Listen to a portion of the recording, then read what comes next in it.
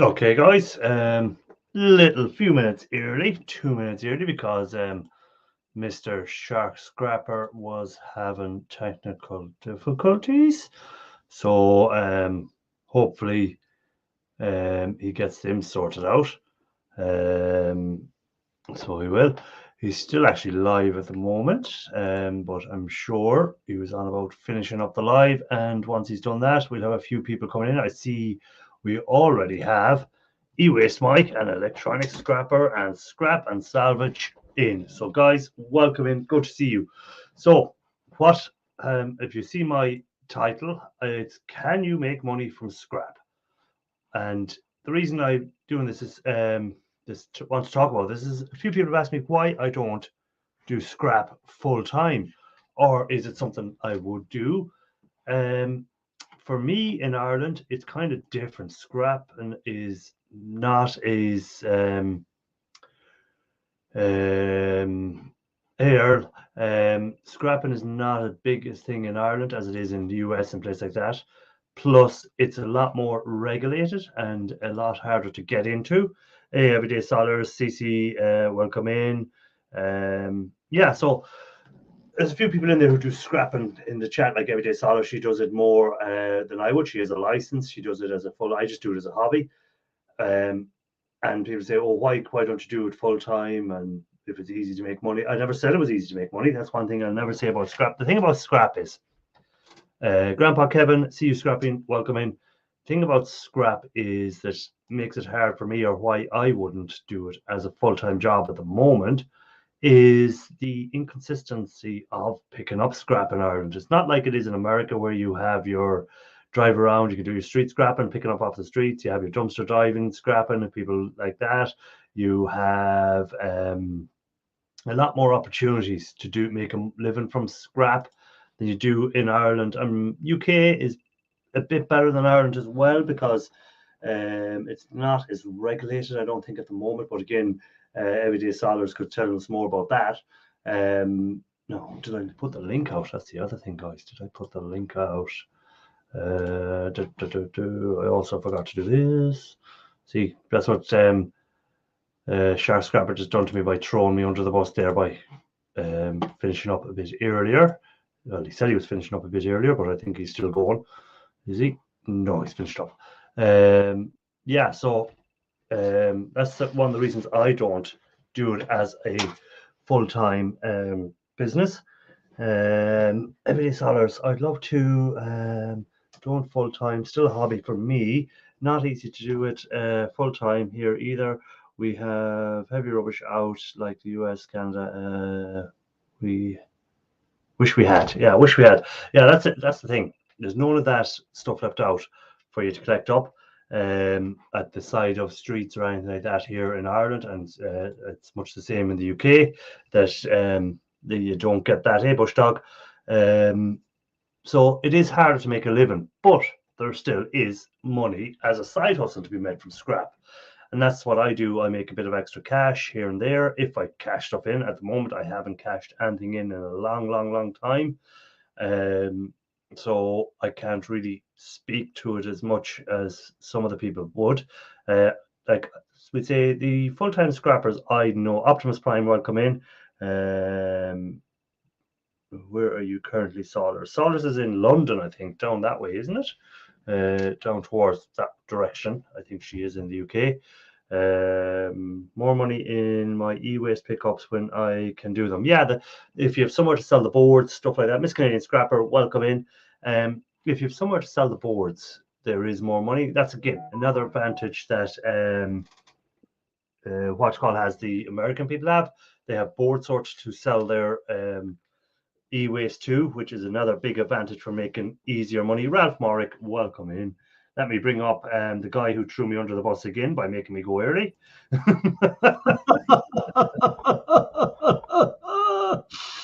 Oh, mine. But, yeah, I was just talking about there, like tonight, what I wanted to talk about a bit, and as you know, we go off on tangents all over the place before the show's finished. But making money from scrap, and like I had people saying to me, "Oh, why don't you do it full time and stuff like that?" And as I said, the reason I wouldn't do it full time in Ireland is there's not enough scrap out there. It's too inconsistent. in Ireland. It's too regulated. You don't have your days where you can do street scrapping because that's not a thing over here in Ireland. Everything is collected by companies in bins, and there's nothing left out beside the bins. A wannabe scrapper, so there's nothing left out beside bins and stuff like that. So again, that's why I do it more as a hobby and a bit of extra cash. Where if I lived in America, I think I probably would give it a go to do it as a full-time, because there seems to be better opportunities in America to do it as a full-time job. Where in Ireland there isn't. But again, that's looking from a distance. If you could tell us more actually what it's like in America as a full-time scrapper, how do you find it and stuff like that? George, welcome in. Well, it's very dependent from state to state, but it's very viable business. Here's another character that is able to keep himself alive doing this. No more. No more. Nope, you're done? I have officially started a full-time job at 5 a.m.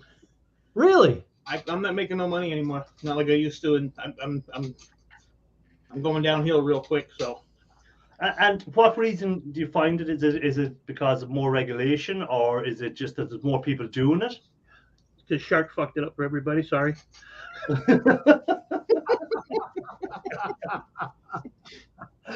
I got rid of my business license. Stuff just ain't. I mean, you watch my videos, it looks like I have a ton of crap. Yeah. The ton of crap I have is all low value stuff. My e-waste stuff has slowed down terribly. So it's just, I'm not making any money right now. It costs me more to do what I'm doing than what I'm making. So, that must be a big decision to go from doing it as a full-time job to now doing it like as a part-time sort of thing. Yeah, I'm going to be like a knucklehead like you now. Yeah. You're going to be like me now. You're going to be breaking down the smallest little thing, and you're going to be. I'm actually just thinking about just throwing everything in the shred and cleaning out. Yeah. So, can you tell us about your new job, or you're not ready to yet? It's actually my daughter's boyfriend got me into a company that they stamp out panels for government vehicles like Humvees and all the military stuff. Yeah. So I mean, there's a big background check, and because all government stuff in there. Yeah. So it's just basically there's an automated line that comes down. Your panels are on there. It comes into a press. You hit the button. The press comes down. It punches out your fender or quarter panel or hood or whatever body part it is. You pick it up. You throw it in a rack. That's it. Oh. And are you going? I was going to say, are you doing that full time, or are you just doing that part time? 5 a.m. to 5 p.m. every day. Whoa. Well, 5 days. Yeah. Hell, I can't stay awake that long. Well, I don't sleep, so that's fine. It works out perfectly.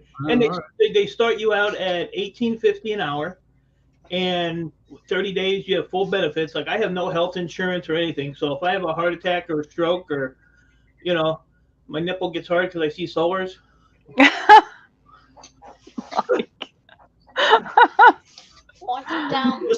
Just make sure you take the right medication for that. Yeah. So, what's going to happen now is because I'm doing this, my Canada deal is going to come through.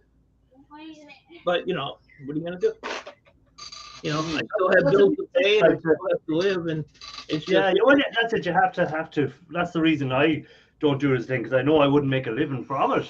There wouldn't be enough scrap for it. So that's why I keep my full-time job, and I do pick up, if I see a bit of scrap that I think I can make a bit of money out of, I'll pick it up like that, copper wire or whatever. But I don't pick up heavy steel, or I don't pick up steel in general, because it's just, I don't have anywhere to store it, and it's just not enough money out of it to be doing it. So that's my reason for not doing it. But that's a big decision, Mike, and I hope everything works out.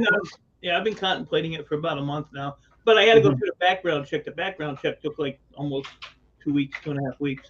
The only benefit that I have is I don't have to do YouTube videos anymore. I usually do YouTube videos. You passed a background check? How much did you pay somebody to do that? I'm not a criminal. What are you saying? I mean, my little pimping back in the day and my drug dealing and, car theft ring and, the mafia you ran up there in Detroit. I never got caught.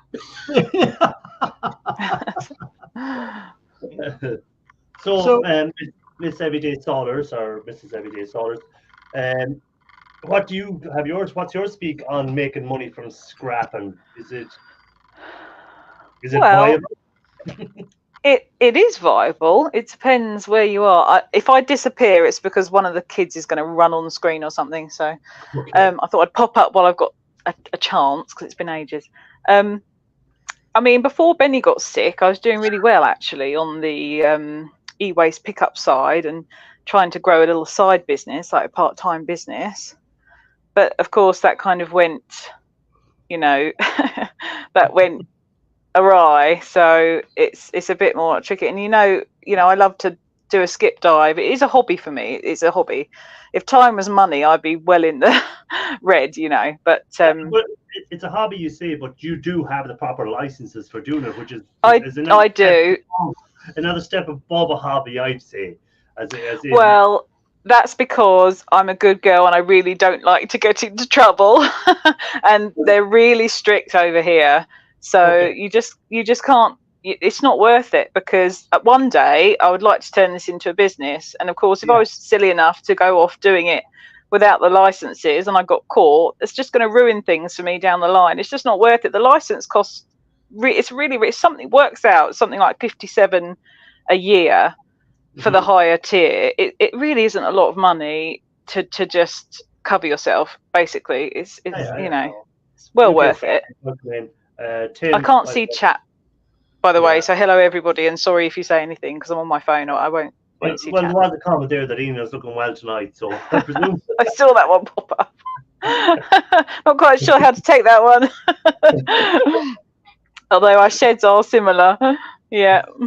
So Solers, if you got caught doing scrapping without a license, is that just a fine, or is that a fine and jail time? Because you might look orange. You don't know.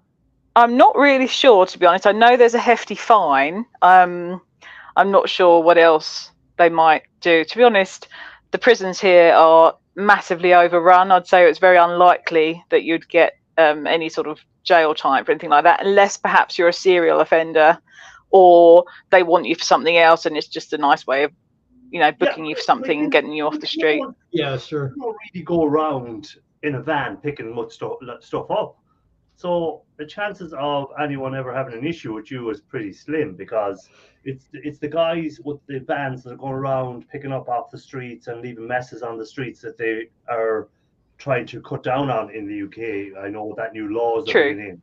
So yeah, that's true. You're not really doing that sort of thing. So I know what you're saying. You want to keep everything above board, but you never really hear of anyone going after anyone who's just, say someone gives them a PC and they're stripping out a PC. I couldn't see the courts ever bringing anyone to court for that. No, but don't forget, I do pick up from businesses though, and to be allowed to do that, I need to have the licenses. So but that's to my level, that you're a level above a hobby scrapper. A hobby just. Yeah, a hobby scrappers will only take what their neighbours give them or what they get. Yeah, true. That's true. You're able to go to business and say, "Oh, I have a license. I can pick up your stuff. I'm licensed to pick it up." So that's where I put you between hobby and professional. You're semi-professional. Between. Well, I'll take it. Thanks. That's a compliment. You're a step above us, both the likes of me or Ian Matthews. You're up to the next level. I don't know though. You've seen my shed. That doesn't look very professional now, does it? But it's a sad day for the community that we're losing one of our scrappers to working for the man. It's not a sad day for me because I don't like any of you people anyway. Hey, I said like, I didn't say love.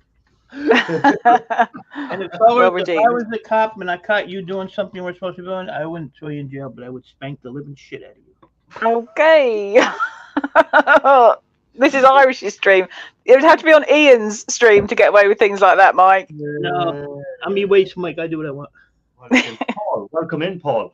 Actually, I'm not even going to be E-Waste Mike anymore. But they don't have their camera switched on now. They have their name on. I know who they are, but I want to see their face to make sure it is who they are and they're not pretending to be this person. Hey, so I figured out what happened with my camera. When I went and restarted the camera, it said that it had shut down because the battery was exhausted. So I thought the battery would charge whenever I had the USB plugged in. But apparently the battery only charges when it's plugged into a charging port, not when it's plugged into the computer. Who knew? I like what Optimus Prime put down there. E. Matthews is a lightweight scrapper. Is that to do with all the lights he's picked up lately? Yeah, that's what I think he's referring to. Yeah, the light bulb gave it away. Yeah, And so they keep- that's a nice little page. That could just again about what I said about making money on scrap. Sometimes you might, as a part-time scrapper, come across something where you'll make a nice little bit of money on, and most times you're only making teners and 50s here and there. But sometimes you might get that sort of little deal. If anyone hasn't seen his videos, I don't want to mention anything about money. You can go and have a look at his video if you want to see what sort of money he reckons he might make from them lights. I mean, that's like me. I love a skip dive. That's most of my content at the moment is skip diving, because I haven't really got time to sort my shed out. And when I'm at home, I'm here looking after the kids. But you know, that load last week I got was something like £22 when I took it in. But of course, I didn't take the ballasts and all the singles wires. They're building up, so it will be more. But to then get rid of that bulky stuff that I've got nowhere to store, you're talking about £22, which is nothing. Hello, Gramps. Hi, that was me, Irish, just a few minutes ago. right. My camera said, Yeah, no, that's all right. I just was afraid. So sometimes people might put your name down, and next thing you bring them up, and it's not them behind the camera, and you have a naked person standing in front of you, and you're here like, oh my God, what will I do now? yeah. Well, in Grandpa Kevin's case, we were kind of hoping it was somebody else. Oh, harsh. Wait a minute. Poor Grandpa.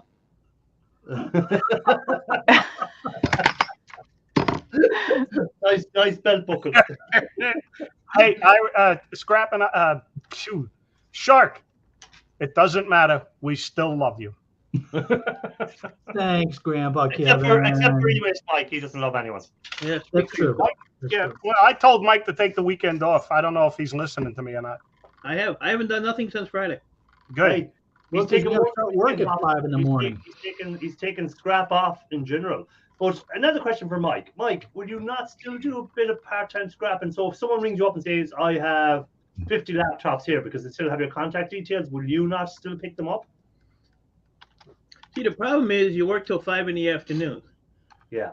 So I'm not going to get home till 6 o'clock at night. Yeah. Welcome to my world. Yeah. Where I didn't finish I go back to bed at 11 so you can get up at 3 to go to work. Yeah. So, like my weekends would be like Friday and Saturday. Yeah. You know. So I don't know. I don't know. Everybody's on notice though. So I got a couple other people I can, shift them to if I don't want to do it. I mean, if I pick them up on like a Friday or something, it's gonna pile up because I'm not gonna have time to do anything, and I still have to move from here on top of everything else. So Yeah, that's the other issue we have. I got like to the middle of next month to be out of here. So I got a lot going on. Yeah, you do have a lot going on. So, but it'd be interesting to see how you get on in the working for the man, and how much you'll miss all of us. I'm sure you'll be still doing YouTube. I wouldn't count on it. Not as much. Yeah, well, no, not as much because of work. I understand that. That's why, as I say, I can only put one video out a week, and sometimes I mightn't put it out because, as you said, when you finish work and you're not home till after 6, and by the time you have something to eat and everything, the last thing you want to be doing is trying to make a YouTube video, YouTube's a low priority for me. It always has been. Yeah. I understand that fully. So I do. But it's good that at least you'll have, as you said there, at least you'll have health cover and all that sort of carry on that you don't get from one of the down things of working for yourself, as Shark will tell you, and you know yourself, is all these extra hidden expenses. If you want healthcare, you have to pay for it yourself. If you're not out working, if you're sick, you're not getting paid. You're not making any money if you're not out actually doing something. So at least if you're out sick, what kills me is the insurance is just so high. Business insurance, it's like ridiculous. And then I always get smacked taxes every year too. So On top of Yeah, all well, that's what Shark was on about the sales taxes earlier in his live about them sort of things. Where if you sold something, then you have to remember to pay the sales tax on it as well as the normal taxes you have to pay. Then you have your sales tax for whatever state you're in and all that sort of carry on. Yeah, You know? I mean, like I said, the only benefit is if I have a heart attack or something, I'll be covered because my last heart attack was 53,000. It's kind of pricey to try to die. I've You just might got to have disappear. I'll Okay, try and be Elliot, back. Sorry, Benny's calling on the No problem. monitor. I'll be problem. back, hopefully. No problem at all. Great. Don't give up on YouTube. When I first started about WeWest, I came across your channel and learned a lot from you answering my stupid questions. Be careful around those. This is personal thank you. There you go. So there you go. There's someone who wants you to stay on YouTube, Mike. I'm not going to take the channel down, but there's just not going to be a lot of content on there. Yeah, but there's nothing wrong with There's throwing up a probably live. 1,200 videos there, so I mean, live stream. So knock yourself out. Start from the first one and work your way up. E-waste Mike binge watching. Get the popcorn out. And what about talk with them and see can you get the scrap from your new job? And the beer. There you Yeah, go. And beer. I can't because it's a government. Okay. Yeah, a lot of them government places, as Shark would know from his time working with government departments and that, it is very, you have to be really well licensed and there has to be a track record of everything. So when you're disposing of anything for a government body, they have to know where it's going, how it's going. And Yeah. the same thing there is even if I did, it'd just pile up. My scrap yard's not open on the weekends, so Maybe you could do a deal with another scrapper that you know through the years and say to him, look, I'll give you such a place, you give me 10% out of it at the end of the year. I don't trust But people like that. a finder's fee, like. No. Okay. JR Katz, welcome in. Good to see you. I did say hi to George, I think, and Wannabe Scrapper. I think we all want you to stay for our Earl fix. But Well, Mike, is it against the law for your yards to be open on Saturday and Sunday? No, when the big C hit, all the yards, everywhere were shutting down, and my yard's a small yard anyway. I mean, they have a bigger yard, and they were open for like a couple of weeks, and there just wasn't enough customers coming through, so they just shut it down for the weekends. Now, like when they used to have like my e-waste pickups and stuff there, my yard manager would literally go there on the Saturday if I wanted to pick the stuff up. But for them to actually be open, and right now they're redoing the building, they're putting all new facade on it and everything, and it's such a hassle to even go there. Like I went there the other day. I'm going to change my T-shirt because the old thing is showing up on it constantly. Oh, I thought you did that on purpose. No. But I was there like almost an hour and a half just to unload some aluminum and stuff because the parking lot was so screwed up. They can only fit 2 vehicles in there now because they have dumpsters and just high lows, and it's just a mess. Yeah. So. Yeah, that's always that can be really challenging when it's backed up like that. You're just sitting around waiting. It's nice to have a bit of extra cash. I Yeah, mean, it's just the time wise electronic scrapper is just gonna kill me. I mean, I don't really sleep, so I've worked overnights before, so, and I've worked 12-hour shifts before, so it's. Mike, have you heard anything from Dan? No, I tried to call him and everything. He's not answering, so I don't know what's going on. Hope he's okay. Yeah, I've sent him messengers. Like I said, I've physically called his phone and. Yeah. Not off, but I don't. Yeah, I've sent Messenger also, and I not get a response. Yeah, Hope everything's all right, both with him and his wife. I hope there's nothing wrong. Yeah, his last Facebook post was like March 9th or something. Yeah. Done it. So yeah, I don't know. Don't know. Man, a 12-hour shift. Holy cow, that's a long shift. Hey, Shark, it's only half a day. Right. Yeah, I know, but still. Yeah, looking up at our place of work, we went from 10-hour shifts down to 9-hour shifts. So we're getting an hour off less a week, or a day, sorry. So it's a 5 hours less we work a week, which is good. So it gives me a little bit more time to do other things. Yeah. Gotcha, Cruiser. Gotcha. But they Hey, always, Cruiser Mac. I mean, Take that company's all government stuff, so you always need government vehicles because they always get blown up or something. So pretty much job security, I would think. Oh yeah, when I was working in the defense industry, the hourly floor manufacturing jobs, we could never hire enough people. We had just a standing job openings out there for bringing people in because it was always challenging to line fully staffed. Yeah, and I don't know why, but this company has like a hellacious turnaround. People just don't seem to work there long. I don't know why.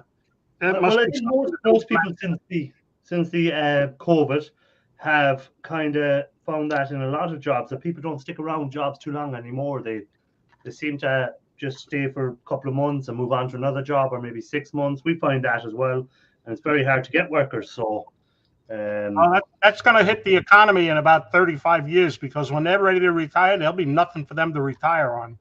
yeah, that's the other side of it. That if they haven't built up a work history of building up your social record or whatever for social payments. I don't know how it works in America, but here you have to have worked so many years and paid so much tax to be entitled to a full pension when you retire. So if you haven't done that, a lot of young people won't have done that. In Ireland, is it a government pension regardless of whether you're working for government or private company? It's a government pension as long as you have paid so much tax into the system over your work life. So it's like Social Security here. Yeah. So you're entitled to, I think it's 200 and I think at the moment it's either 250 or 2. It's called a state pension. Let me see what a state pension in Ireland is worth. What is state pension in Ireland? The state pension. Petrol and 4 McDonald's Happy Meals. Worth. Let me see. RTH. What is it worth at the moment? 265 euro. Well, between 254 to 265 for a state pension. It's saying at the moment in Ireland. So that's per week. Yeah, that's what you get when you retire. But now you can still have your own pensions as well, so you could have paid into a private pension as well. But that's what the government will give you as long as you have hit the target of having paid in so much tax over your lifetime. But to do that, you have to be working full time for at least 30 of your years of your life. So if a lot of these young people that don't have, might do 6 months and then not work for 6 months or 3 months, not just young people, a lot of people. I say young people, that's unfair.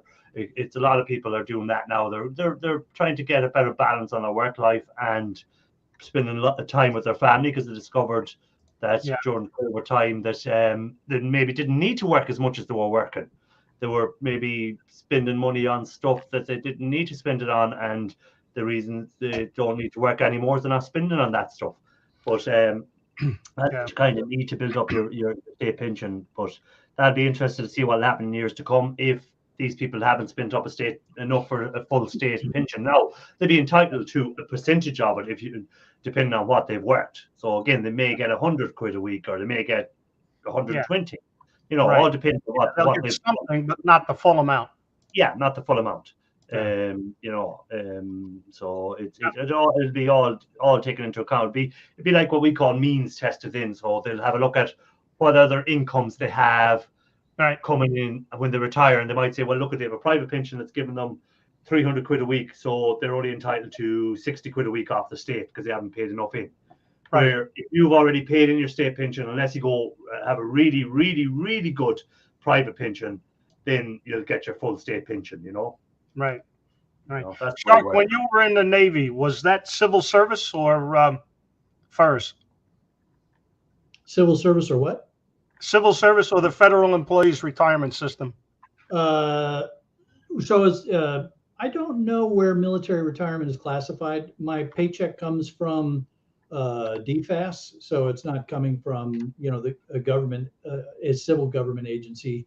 So I don't know if military retirement is a separate fund from federal or not. But you're entitled to Social Security. But I also paid into Social Security throughout all of that. So I'm eligible to collect Social Security in addition to my military retirement. Right. See, when I was in the Postal Service, it was under civil service. So you were not entitled to Social Security, but they did take it out of your check. Okay. Well, if they And took you're it out of not your entitled check, to it. you're going to have to they have to pay you back. No. They have to pay you if they took it out of your check for Social Security, then Social Security has to pay you. Yeah, but Social Security will decrease your amount based on how much you're getting as a pension from civil service. Like if I was getting $1,000 a month, entitled to $1,000 a month from Social Security, and my civil service pension was $200 a month, then I would only get $800 from Social Security to give me the total $1,000. Yeah, we don't. Military retirement isn't calculated that way. Your military retirement is one pot of money. Your Social Security is another pot of money. Yeah. So when the only trades that come with a military retirement is you get when you retire from the military, you get your VA assessment. Right. And the VA covers a portion of your military retirement, and that becomes tax free. So. So because I'm what was rated at 80% disabled, there's a large chunk of my military retirement that is not taxed.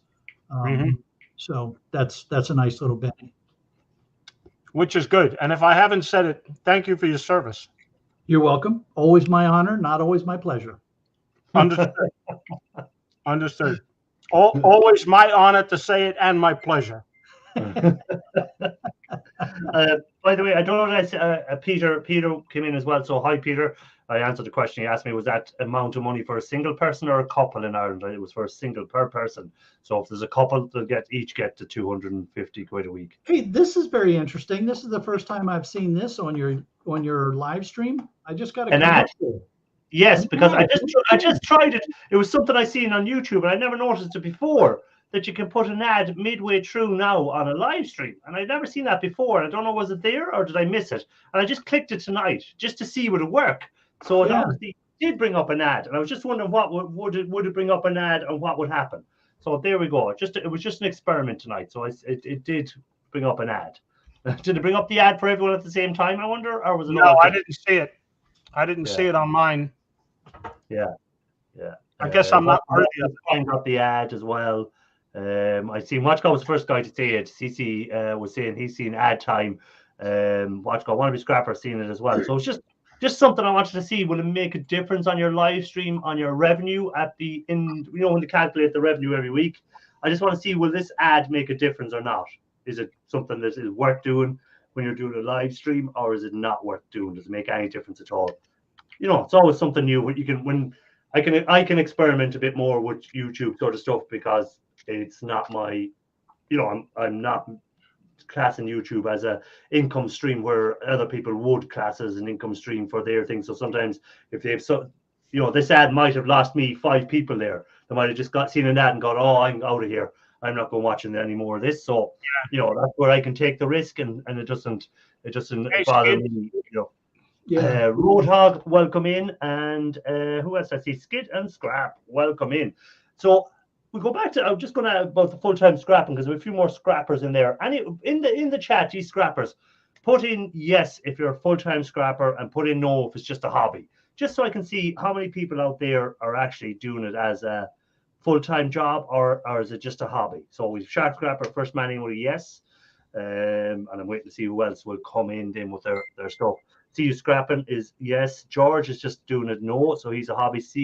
JR Cash is a hobby. Ralph Morrick, no. UK Scrapper is yes. Optimus Prime is no. Paul Frost is no. Who chose an ad I can put in? The ad I saw was a big breasted cartoon girl. It must be because you're watching too much big breasted ladies, so that Google decided to send that towards you. Roadhog is hobby. I'm not seeing the rest of the chat since the ad. Oh, he's not seeing the rest of. Also, since the ad, you can't go back and see the chat. Is that what you're saying? I'd have to look at that. Hobby for Kevin. full-time for skids and scrap, hobby for Cruiser Mac. We know that Grandpa Kevin does it as a hobby as well. It keeps me from getting my thumbs tied up. Yeah, Big Country Scrapper. Are you a full-time scrapper, or I think you do driving as well, don't you? I think you do haulage. He's a bum, that guy. Was a hobby turned into a full-time hobby. Hey, Earl. Yeah, that can happen too. It can turn into a full-time hobby, but then it turns into a living. And again, when it does go from a hobby to a living, that's when you have to be more selective as well, and what you keep and what you break down and how you break down it, as Shark Scrapper will tell you. I can see Watch God smiling away there, Mike. He must be up to something. Just reading his comment about. We're allowing him, allowing him, yeah, on the panel. So you guys are doing it as a full-time hobby. Have you been or full-time job? Have you been doing it for years, or is it only in the last couple of years? And what made you guys go from, or were you always a scrapper? Was your father or your grandfather or uncle or something a scrapper before you, and you just stepped into their boots and took over? Because that happens to some people as well. They go down to generations of it. So their father was a scrapper and he used to do it, and then their son will take over. It's a family rite of passage. Yeah, exactly. So CC developed. I actually started working at a scrapyard in January, but I still do it on the side. Yeah, and then when you're in the scrapyard, you might see some nice juicy stuff coming in that you can liberate.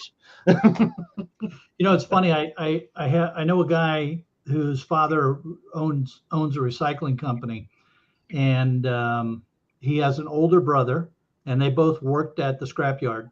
And he said, I don't want anything to do with the recycling business, the scrapyard business. He said, I'm not going to do it. He said, it's one thing. He said, it's like probably his older brother's going to take over the company when his dad stops doing it. He said, I don't mind my dad telling me what to do, but there's no way in hell my brother's going to tell me what to do. I have another guy in the basement, and he hasn't got his camera on. Can you just switch your camera on for a second? You don't have to leave it on. You can turn it back off again. Yeah, that's okay. So you are who you are. That's all right. Hey, Big Red, welcome in. Hey, Big Red. How are you? Great to not see you. Great to not see you. Oh, where's he? Oh, Mike. There goes Mike. Mike. So, Mike's hey, Big Red. I don't deal with Canadians. Big Red, you do this as a full-time, or is this a part-time job, the scrapping? Full-time. I've been doing it full-time for almost 20 years. Hey, every day. Okay.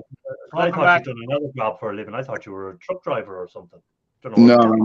I mean, I have a big roll-off bin truck, kind of like Canadian Treasure Hunter does. Okay. I kind of, but I do a lot more like industrial pickups, company pickups, stuff like that. Okay, and before you were a scrapper or a full-time scrapper, what did you do for a living? So I used to be a jeweler. Okay, so that's kind of win for that. I understand now why you do the bullion stuff. So that kind of goes into each other. So it does, yeah. Did you do lost cast method? Yeah. So I do. Well, I've done lost wax, but mostly I do sand casting. Okay. Just to me, sand casting is one of the oldest methods of casting metal, period. And I kind of like to stay with the historical aspect of it, Right. I don't know what happened there. The reason I ask is I had an older brother that was a jewelry designer by trade, and he did specifically lost cast method. Yeah, like I've done lost wax and stuff like that, lost casting. Yeah, I mean, I've done that. I've done sand casting. I've done, a number of different ways. So, but my favorite's always been sand casting. That's nice. Welcome back, Everyday Slaughters, by the way. Hi. What was I going to say there? Yeah, so there's a good few actually in the chat. A lot more people in the chat do it as full-time scrappers than I thought there was, which is interesting. So and again, but I'd say most of them people that I CNC in it are in America. So it does seem to be a more American thing to be a full-time scrapper because the opportunities are more America and Canada. That's because we always do everything. Well, I'll tell you, Canada has really kind of messed things up as far as the scrapping industry goes, because a lot of the scrap yards where I'm at, they don't hand out cash. It's got to be direct deposit into your account now. So you have to claim everything. So that kind of screws the little guy, you know. And another thing too is if you go to cash in any copper or anything like that, you have to have a contract from the company stating that you have the rights to their copper. If not, you are not allowed to sell it at the scrap yards now. What? Wow. That's crazy. That's crazy. That is crazy. Sounds like your sorry ass needs to come to Michigan. Yeah. E-waste boards. You are not allowed to sell e-waste boards whatsoever at a scrap yard unless you have what is it? A hazardous material license. Wow. So that's kind of what that's what I'm trying to be getting right now, is that, so I can take all my e-waste and drop it off in Michigan at Mike's house. Yeah, because actually, haven't you got a huge amount of e-waste in storage? Yeah, well, I have 3,000 acres of land, and I mean, I got about close to 48 24-foot shipping containers on my property just full of e-waste.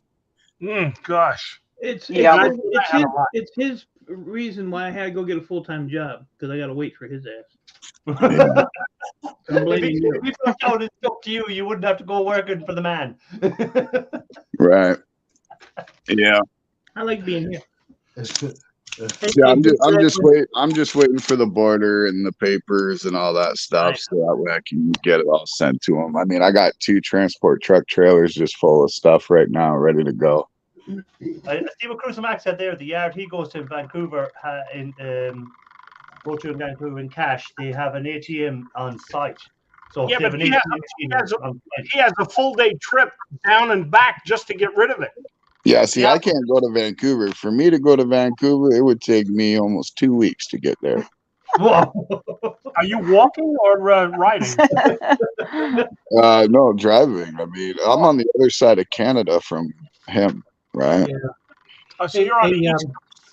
So Big Red, when Mike falls flat on his face with this deal, give me a call, man. Yeah, well, I'm hoping he doesn't. I mean, he's a lot closer to me than you are, but hey, I mean, I hear here's the problem. Here's the problem. If somebody would get off their ass, we could find out quicker if I fall on my face. I want the video rights. I mean, it's questionable. You know, the weather's nice in Florida. You know, I mean, yeah, he'll wait till end of October, November when it's cold and nasty. Somebody says you're Canadian Amish. No, I'm Canadian German and native. Looks like an Amish. I look like an Amish though, because I got a pretty nice, sexy beard. You know. No mustache. But no, as I say, over here it's impossible. Well, it's not impossible to do it as a full-time job. It's just there's not enough scrap to make it viable. I don't think there's too many of the big companies have it already sewn up. They've all the big contracts sewn up. They collect everything house to house, stuff like that. So to try and break into that will take a lot of money to set up. So for me, it'll always just be a hobby as far as I can see. I'd love to be able to do it full time, but again, there is the downfall. If you go full time, then I'd have to, as Mike could say, we're already on about it. I wouldn't be entitled to my pension when I retire from the state because I wouldn't have put in enough. But see, the thing here in Canada, like even if you do sell e-waste boards here at your scrapyard, you're only getting 5 cents a pound. Yeah, same here. I mean, tin right now, tin shred, we're getting 18 cents a pound. I'd rather just throw it in my tin if that was the case. You know what I mean? Yeah. You know, but then I got a hold of Mike and I was watching his videos and seeing what he's getting from Board Store, and I'm like, man, like I'm sitting on a gold mine. You know, I mean, I got 55-gallon drums just full of CPUs. You know, I mean, yeah. And when do you hope that all this can be sorted out, that you can get this? Because I'm sure Mike will still be involved in this deal, even though it's got. I'm hoping like beginning of June. I'm really hoping. Like I mean, I have probably close to 60 Gaylord boxes just full of stuff that's got to go to Mike so far, and that's not even breaking into the shipping containers yet. So I can see at the beginning of June, Mike going to his new bosses and saying, "Thanks all for the job, guys, but it was nice knowing you. Goodbye." Hey, do you blame me for a 50-50 split? Come on. Hey, all I gotta know do what is he has, so I know what he's sitting on. all I gotta do is drive it there. He's the one who's got to sort it all out and everything. So. Yeah. David Young wants to know, can he have some of them CPUs? Yeah. He is sitting on a roll, man. So take it easy, Scrap and Salvage, and thanks for dropping in. Good to see you. Later on. Have Bye. fun. Take care. Yeah, I mean, like my biggest I would say payout in the scrapping industry is I pick up a lot of HVAC stuff, right? Like that's the majority of my business, right? So like central air units, copper pipe, brass, stuff like that. That's my biggest thing. Like I just picked up last week 14-foot roll-off bin full of default brass fittings from a plumbing factory. Yeah, there was about 8.5 tons of brass fittings. Now you buy that from them, correct? No, I get it all for free, man. Oh, talking about taking it in and beating the band. Yeah. I just want to answer a question there for Skids and Scrap. He was saying he watches a lot of Irish and UK farm vids, where they are taking all their scrap when they clean up farms. Are there scrapyards everywhere like in the States? No. Where I live, there's one scrapyard. In Ireland, there's 32 counties. And where I live in one county. The county I live in has only one scrapyard. Then the next county to me has 2 scrapyards. The next one down from that would have 2 scrapyards. So I'd say in the west of Ireland where I live, there is maybe 6 scrapyards spread over 1, 2, 3, 4, 5, 6, 7, 8 counties. So there isn't much scrapyards. What's one away though? What's the furthest you would have to drive to one of those scrapyards? Well, the nearest one to me is 20 minutes away, but it pays the lowest price. So if I want a better price, it's an hour and 15-minute drive to it. So there's not that many scrapyards around like here near me. As I say, there's one which is 20 minutes away from me, but they pay absolutely rubbish prices. It wouldn't even if you've only got a small amount of scrap and you just want to make room, I'd use them. But if my copper that I'm saving up, I would take them to the hour and a half or place instead because they give a better price for it. Yeah. The closest scrapyard to me is probably an hour and a half, and that's why I'm able to get what I get from all these factories and businesses around me is because they don't want to drive an hour and a half to get rid of crap. Yeah. So I offer free pickup. You know what I mean? I got about 14 roll-off bins I drop off at their companies, and I offer to pick it up scot-free. Yeah. So I was just going to say, I'm lucky that the little yard I go to is only 3 miles from me, and given that I'm quite rural, that's pretty lucky actually. But then after that one, you're talking about half an hour drive, and I only know of one other in the sort of vicinity. When I had to take my boards, that was like a hour and a half run down the motorway, and that was if I was lucky. It'd be if there was any traffic, that would massively add on because the M25 is a nightmare. So it's hit and miss really, but luckily my lovely yard's nice and close. Sorry, are you in the UK? Yeah. Oh, okay. Oh, Yeah. I want total silence, please. I want total silence. We have the king of scrap himself in the basement, the one, the only, Mr. Ian Matthews. Oh no.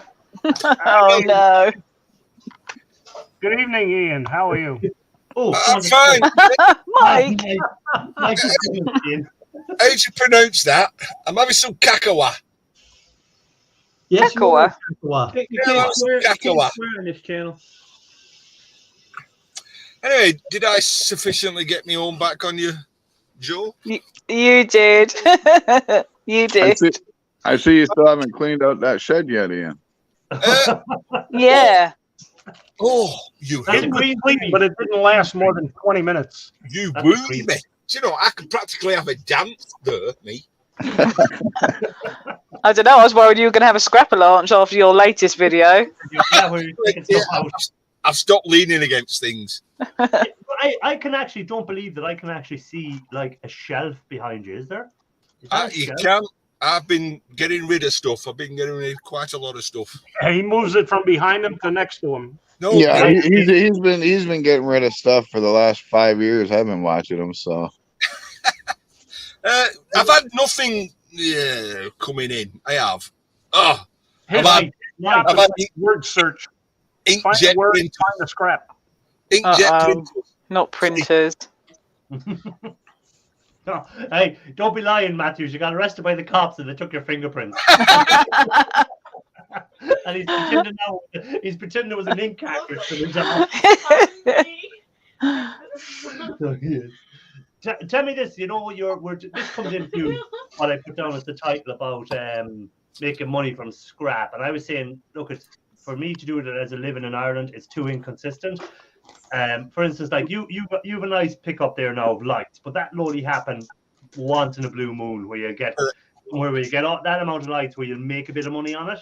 And again, if it's only going to be good money if you're getting the stuff for free in the first place. If you had to buy them lights and then try and make money off them, it wouldn't be there. You know? No, he wants a backhander out of it. Yeah, but I don't know how much to give him, to be honest. It's somebody I know, somebody I've worked with for many years in the past. He came to me, so I've got first refusal, should I say? Yeah, well, it all depends what he wants out of it. Because if he wants half it out of it, then it's not worth doing, to be honest. Because it all depends what Kathy wants out of it. She wants her half.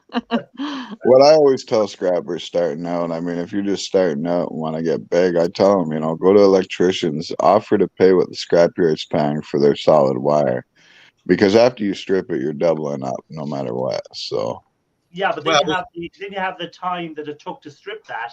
If it took you, we'd say you bought with $100 worth of wire, and you're going to double it up to $200, but it took you 4 hours or 5 hours to strip that, then what would a rate of pay be in a supermarket? Yeah, well, I mean, if you're buying $200 worth of wire and it takes you 4 hours to strip it to make $400, you're still making $50 an hour. That is not bad. No, it's not bad. But what I'm saying is, it mightn't be always that. Sometimes you might get by this wire and it might take longer to strip, or it mightn't be worth stripping and stuff like that. So there is pitfalls and there is ways of making money, of course. But like we say there, for instance, Shark Scrapper done a thing where he stripped out some wire and he lost money when he stripped it out. Yeah. Wasn't it? Yeah. When he if he cashed it in for as it was, and then when he stripped it out, he had actually lost money by doing it when he took his hour into it. I did the same. So see, I ran into that problem once. I bought a bunch of wire, stripped it all out, and I ended up losing some money on it, or was going to lose some money on it. But here's the trick behind that. And this isn't for every scrapyard. So I tend to melt the wire that I lose money on. I melt it into bricks, and then I sell the ingots on eBay, and I sell them for $20 to $30 a pound. You know what I mean? So that's another way of making money from scrap. Because Watchcow used to do that. E-Waste Bin used to do that, I think, as well. He used to sell some of his copper bricks on thing, and he used to get maybe 3 times the price of copper on eBay. Oh yeah. I mean, you can easily get $10 times value. You know what I mean? And that's the one that cracks me up, is that people will pay you for a copper brick at well above spot price. That just cracks me up. Yeah, but again, they're so pretty. Yeah, but it might be a subscriber to your channel, and you might have Shark Scrapper stuck on it, and they can, they're subscribers to your channel. Well, here's why. Here's why people will pay more for the brick than they will the wire, is because it costs way too much to get copper out of the ground. You know what I mean? So now a lot of these companies are actually starting to mine, garbage dumps and stuff like that to get this copper, and in turn, it still costs them quite a bit. So a lot of people are buying it as a bullion product because, I mean, any scrapper will tell you copper is underrated. It's undervalued, but it's used in everything. You know what I mean? And it's going to be even more. Eventually, them garbage dumps are going to run out of it. And then they're good. These companies are going to have to fork out hundreds of thousands of dollars just in fuel to try and pull this metal that doesn't have that high of a value out of the ground, where in fact they can just turn around, raise the price, and buy that copper bullion instead, a lot cheaper. Especially with the world going electric, with the electric car infrastructure. Absolutely. 200 pounds of copper average for each electric vehicle. How much? 200 pounds of copper is needed for average usage in each electric vehicle. Hey, Irish, don't you know somebody that does a live stream on Sunday afternoons that talks about this kind of stuff? Yes, I think his name is Jack Scrapper. Copper pricing and aluminium prices, not aluminum prices, aluminium prices he does. What happened to The problem is his camera goes off in the middle of his live stream, so why bother? Yeah. Anyway, speaking of aluminum, I couldn't resist it. I had to bring it home. Oh, hold on. Oh. I couldn't leave it in the. I said, no, I have to have that one. I don't know why, but I have to. That's lovely. Because it's pretty. See? Because it's pretty. But I got it for free, so that's okay. That's why we know you have it. Free The is price good. was right. Well, all that other stuff. Oh my god! I nearly cried. They just chopped it up and threw it into their aluminium. Yeah, but here's another reason people buy copper off eBay that we're on about there. I'm saying about another reason is you have hobby people who make stuff out of copper, and they don't want to be going around and getting copper wire and stripping it and everything. They want to have the piece of copper, they can cut a bit off it, melt it, and pour it into a piece of jewelry or into something else that they will sell on eBay for more money again. And that's why if you can find someone that will do that, that's another way of making money from copper, is deal direct with these hobbyists that are buying or selling on eBay. If you see someone that's selling copper trinkets or something on eBay that make them themselves, make contact with them and tell them that you can maybe get copper bars for them at a good price. You might get a better price than what you'll get in the scrapyard. So that's just another thing. Absolutely. I got a customer that presses copper into like dishware and stuff like that. And I mean, he buys bars off me all the time. Well, Yeah. Listen to what Big Red said earlier about, go and see an electrician, buy his scrap. So where I get all my inverters from, so the solar power guy watch my videos, realise I'm making money on his wire.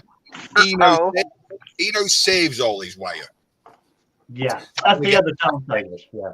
Damn. Right. So those industrial bins that shops use, he has one of them in his building. He just fills it up, and he takes it to EMR at Manchester and gets whatever they're paying for cable at the time.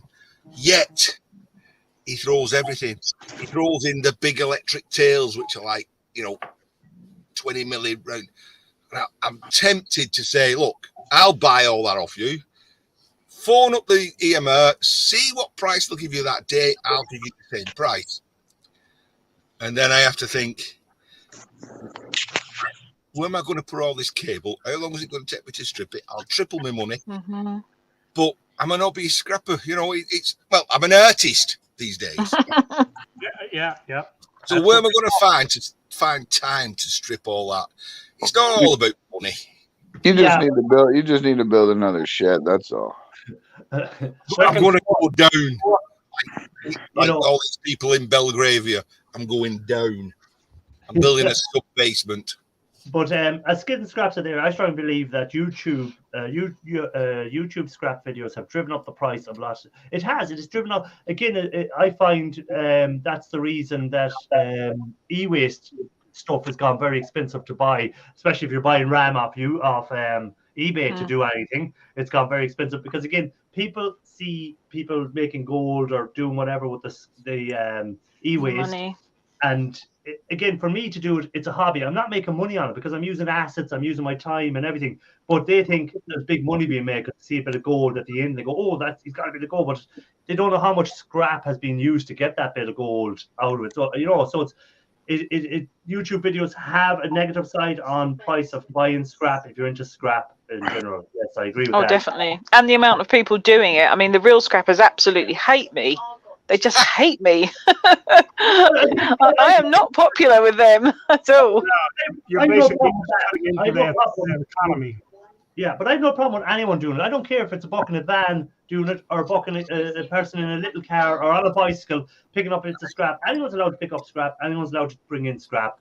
I have no problem. These people that are giving out about people that are doing it, instead of giving out, just get up earlier in the morning, get out and get it before someone else gets it. Stop winning. Yeah. I get a kick out of the small scrappers. I watch their videos and they get all excited over, one computer with gold RAM, and they're like, "Oh, there's gold here," and it's like, oh, you're going to need another 100,000 of them just to get a gram of gold. You know what I mean? Yeah. Again, that comes down to when you start scrapping first. Everyone was the same. I'm sure the first time you scrapped and picked something up, you thought it was worth more than what it was. And it's only time you realize that you need a lot of it to make a lot of money to be able to retire out of it or something like that. And that's when you have to make, whether it's going to be a hobby or it's going to be a living you're going to be, or you want to do. Fire extinguishers. That's the way forward. I've realized in this scrapping game, I just needed a mic to retire. So yeah.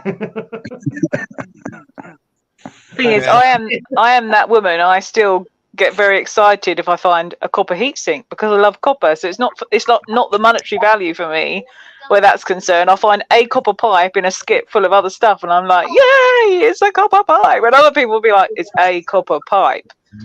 Come on. But it's whatever you're doing it for, isn't it? It's like metal detecting, isn't it? It's the find. Oh, look what I found. It's the joy. Yeah, the hunt, the chase, the thrill of the chase. Hey, Paul, where are you? Paul, where he is. Paul, where are you? What part of the world are you in, Paul, that you want to try and sell your e-waste? And we might know someone that buys e-waste in that part of the world. Cruiser Maxes. I should do a Colin Furs and dig to the house. No. I just started buying e-waste off a bunch of local small scrappers here because I pay them 7 cents a pound and the scrapyard will only pay them 5. So yeah. See, this is where I'm scuppered because my license doesn't allow me to buy scrap off of other people. License? I'm not allowed to do it. Shush, Ian. Yes, license. Because then you're turning into a scrap dealer, which is different, and that is a license to become a scrap dealer. The monetary cost of that suddenly leaps into the thousands. So there's a flat absolute, you're just not allowed to do it. So then that scuppers it for me. I could do a deal where I take somebody's scrap and then sell it and go halves, because technically that's not me buying their scrap, but I'm not allowed to See, in comments,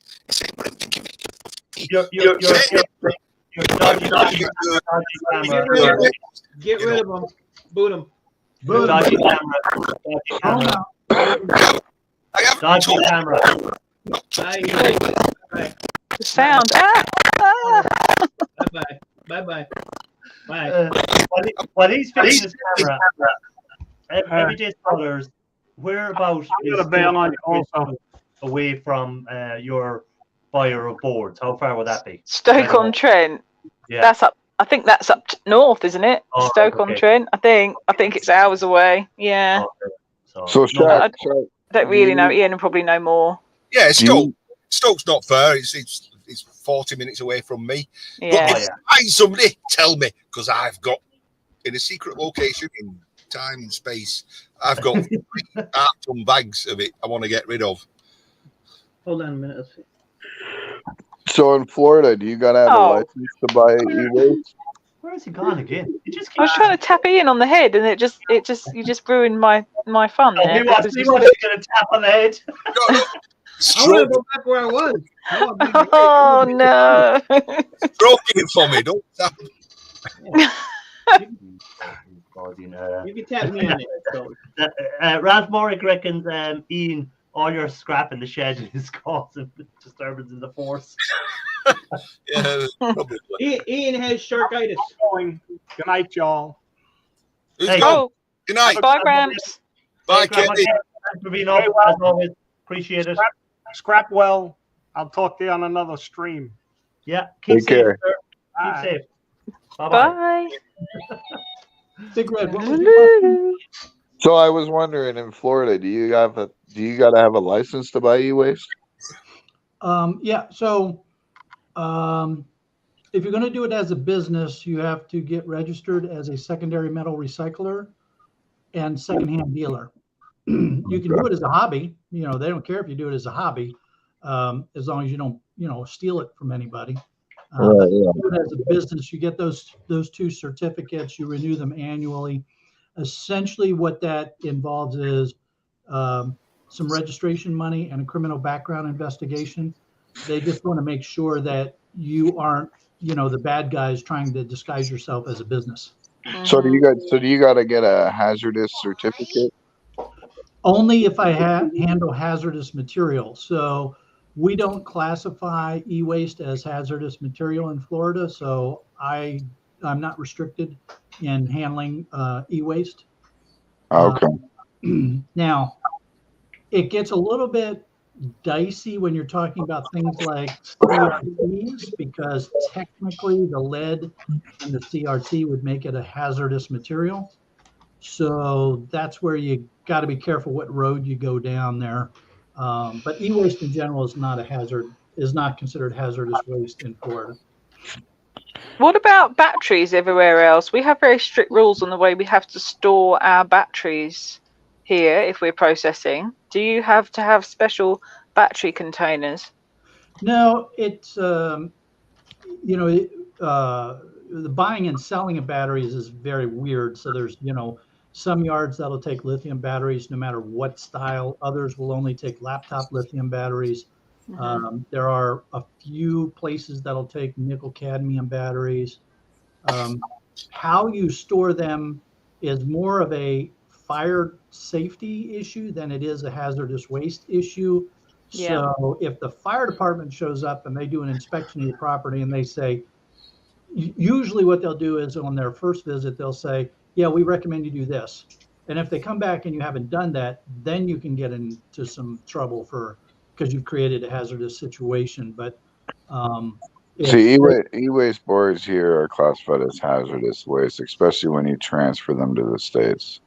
Yeah, that's oh yeah, I've heard that actually. Now there are some states in the United States that have much stricter controls on electronic waste. So in Pennsylvania, in order to be an e-waste handling scrapyard, you have to have either R2 or E-Steward certification, which proves that you know how to handle it properly and safely. There are other states like Massachusetts where if you're actually going after the precious metal, you have to have a hazardous waste license. But if you're just breaking down the PCs and the computers and then selling the material off, you don't. You just need to have a scrap, or what they call it, they have a special category for that kind of business, but it's not a hazardous waste. It's not an expensive thing. So it's different from state to state here. Yeah, that's the thing about the America. I've not, Hey, what you might say it would be totally different from what someone else experiences. It's so different state to state, isn't it? Yes, very much so. And even within a state, each county or each city might also have their own restrictions and oversight. So, I mean, one of the reasons that I moved my location, other than the fact that the landlord lied to me and he wasn't didn't have the proper license for Oh. what I was doing. I've got to go. My husband's home. I'm sorry to interrupt. Uh-oh. Quick, I'm off. I'll be in chat. That's right, everyday sellers. Take it easy. Thanks for being up. Bye, Mrs. But yeah, I had to relocate to another county because the county that I was in when I first opened up in that small shop, they were just ridiculous with the oversight that they were going to put on what I was doing. And the county just south of us, they didn't care as long as I didn't start a fire. Yeah.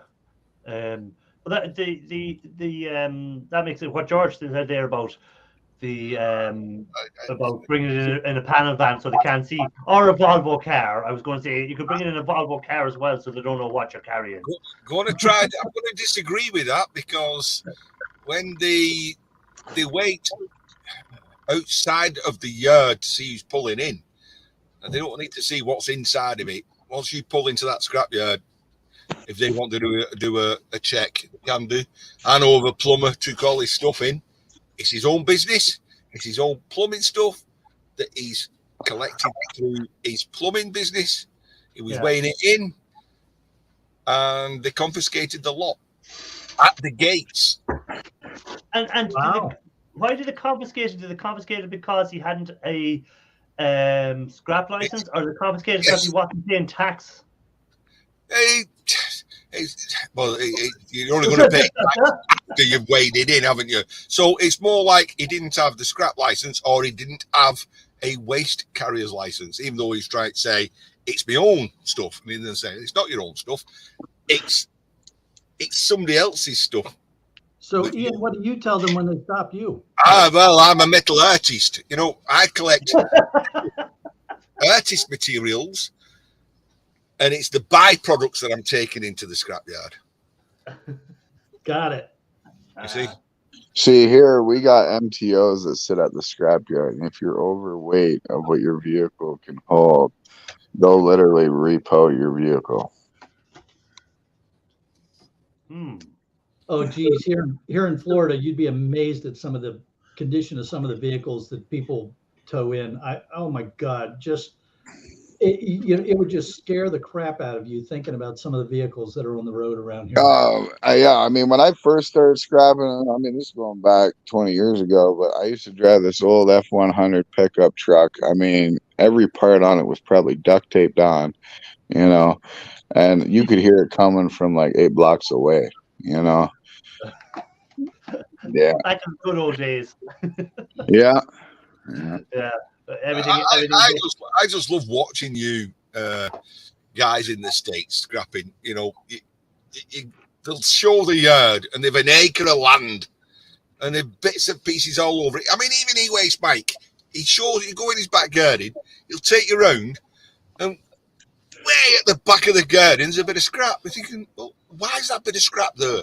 Why is it not near you? Why did you take it so far away from your house and dump it there?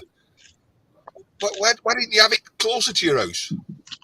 Well, Mike is hiding it from the city so they can't see it. Man, if I took a video of my land, it'd drive you crazy. And I got mountains of scrap all over this property. Well, it's a bit like Scrap Firm. Yeah, pretty much like him. Yeah, I mean, I got one pile that's probably taller than my barn, just full of central air units. Ian, quick one for you. I don't know were you in early enough to know, but the guy over here is started a full-time job and is no longer going to be a scrapper. He could be a metal artist. No, he's actually starting a full-time job. Oh, he's going to be a piss artist. No, you're not. You think he's actually going working for the man. He's starting a job tomorrow morning at what time in the morning? 5 a.m. in the morning. Don't tell me you're on a till. Beep, beep, beep. That'll be $23, sir, madam. I don't think you'd have the personality to be on a till. If someone would go up and go, "How much is that?" What are you asking me? What are you asking me for? No, I just hope that we don't see Mike next week up on the video going, "Look, I can't flip you off anymore." I don't know how to lose a finger saying "Welcome to McDonald's." May I take your order? So yeah, I missed Except it. it So, won't be "May I take your order." It'll be "What the f you want." so what? So I've got to ask, what are you going to be doing, Mike? I'm gonna be a metal artist, Well, that suits you. You've got the an temperament. artiste. I'm sorry, an artiste. He is actually going to be working with metal. Yeah. And he's going to be pressing metal for making parts for military vehicles. Well, we have a press shop, and we need that. We need that type of person who can just stand there all day going. Poof. That's what I'll be doing for 12 hours a day.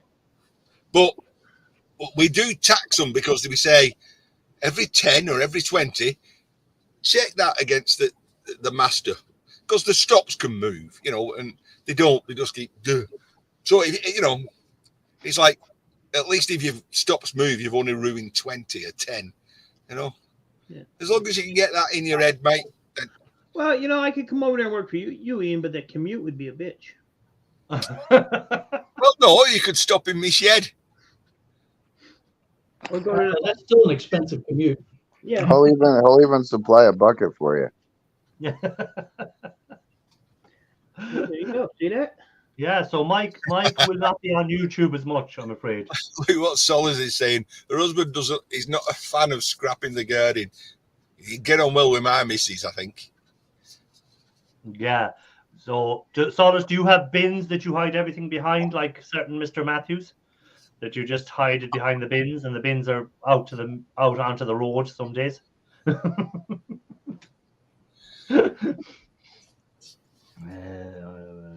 I just hired 3 guys full time to work for me doing tearing stuff down. Okay, so you pick up something, you have a shed or a warehouse or something, and you guys in there then just tearing it down into smaller bits. Yep, pretty much. So essentially, you have guys micro scrapping for you. Pretty much, yep. Okay. Well, are you a street scrapper like Scrap Kingdom? Do you drive around? No. I ain't got time for that. No, I Oh, pick so up. I pick up from so far. I think I got 102 factories. I got well over 300 schools. A bunch of office buildings, stuff like that. I'm more of the industrial type. He's a big boy, so if he was here in Ireland, he'd be what I'd be saying is one of the big bucks that has it all kind of got already, so it makes it harder for us small scrappers to start off. He's got it stitched up. Yeah, the only time I do street scrapping is when it's bulk week. Then I'll take the big roll-off bin truck and just have a guy with me just tossing anything and everything in the back of that bin. Well, where's the scrap? There's money in there. Yeah, well, that's again, it all depends for me, it's just a bit of extra cash when I do decide to cash anything in. It's not a full-time, but again, it's extra money on top of what I was already making. So, it's a thing. And then for the guys that's doing it full-time, there is a living to be made. I'm watching these coming. Listen, I've tied it up. I could have a dance there if I wish. More of a shuffle, but I could have a dance. Yeah, more of a shuffle. I mean, you can make decent money as a hobby doing it. Yeah, you can. You say Ian there picking up them lights, even though it's a hobby for him, there is some nice money to be made on them lights. Yeah, absolutely. Now, the only thing Ian has the problem of, which I was about to ask him, is how are you going to deal with storing them lights? Are you going to take so many home every night and strip them out and then bring them all in and cash them in at the end? Or where are you going to store them then? Or what are you going to do? My thoughts about that is on site at the factory, take the 2 or 4 screws out, stack the balls up together, and then basically on that one thumb screw takes the top off, and basically throw that in a skip. Don't bother bringing that home. So I'm just going to bring home the transformers and the transformers. Transformers. I'm going to bring home that plate that has it's only 2 screws. Was it 2? Yeah. 2 screws. bring that plate home. So the light iron, which was, if I remember, was about 2.5, 3 kilos, just leave that on site. It's not worth the space. You know. Earl has to go. So Earl, thanks for being in. Have a good night, and scrap see. Yeah, bye. My biggest complication when I started scrapping and stuff up until recently was the amount of plastic I would end up with, you know. Yeah. Oh God. I mean, you know, but now that I've been doing this and I'm as big as I am, I have a company that actually buys all my plastic. Yeah. You know, because they're like a big garbage bag factory, right? So they turn it all into garbage bags, you know. Yeah.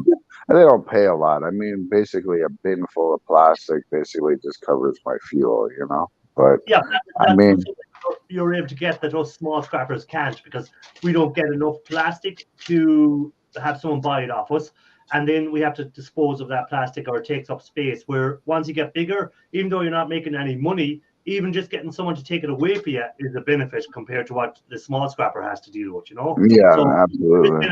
bigger too, that you get more opportunities of selling more stuff, because the stuff we have to throw in our recycling bins, like plastic or whatever, or we have to bring to the recycling depots, you can make a bit of money on. Even though it's not much money, it pays some bit of a bill for you, you know. Well, I brought home 5 inkjet printers on Wednesday, and I've stripped all them tonight, and I've filled my neighbour's plastic bin.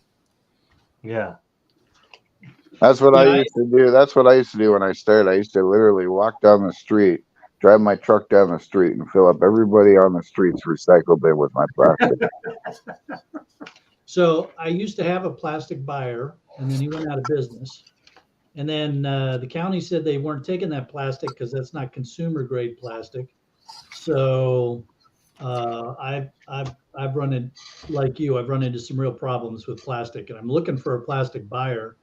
So it just grates at my soul that right now all my plastic is going in the dump. Yeah. Yeah. You know, mine don't. Mine go in a recycle bin, so hopefully it gets recycled. It probably doesn't. I mean, so with my buyer that I had before, I was even willing to take the time to separate the ABS from the other miscellaneous plastic that would be in a PC, just to make sure that the ABS was being recycled.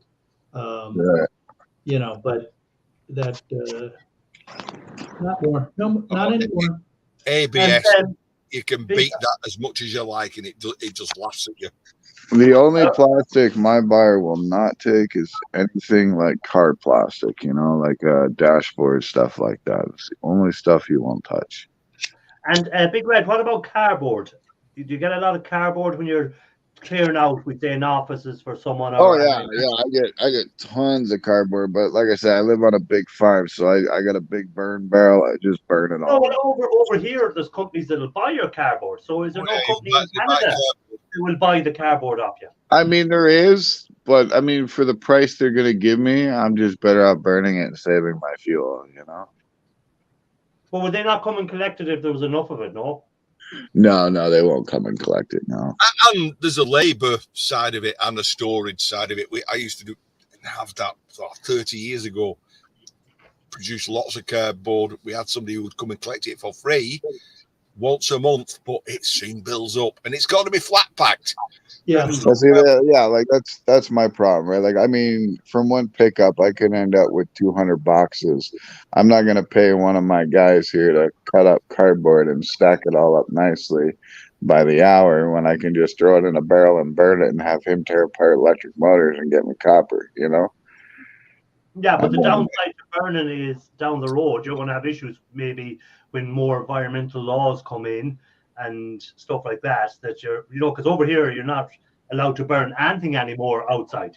I couldn't take cardboard and put it in a bin outside, a steel bin, and burn it, because if I get reported for doing something like that, I have a big fine. So eventually that's going to phase its way into Canada and other places, and you might think, oh well, you know, I'll still burn or whatever, but someone will report you because it's always going to. Oh yeah, no, and I'm sure that time's gonna come. I mean, but you know, I mean, until then, that's kind of what I do. I mean, if it changes between now and then you know, obviously I'm gonna have to change that, you know. But for right now, that's just kind of what I do, you know. The only thing you can burn over here legally is garden waste, you know. But anything else that you want to dispose of by fire is you get fined for it, you know. And the only time is bonfire night. You can get rid of anything you want bonfire night.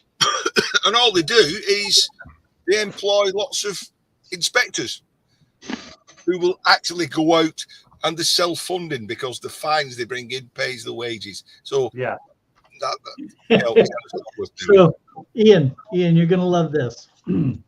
The neighborhood that I live in has what we call a homeowners association. Yeah.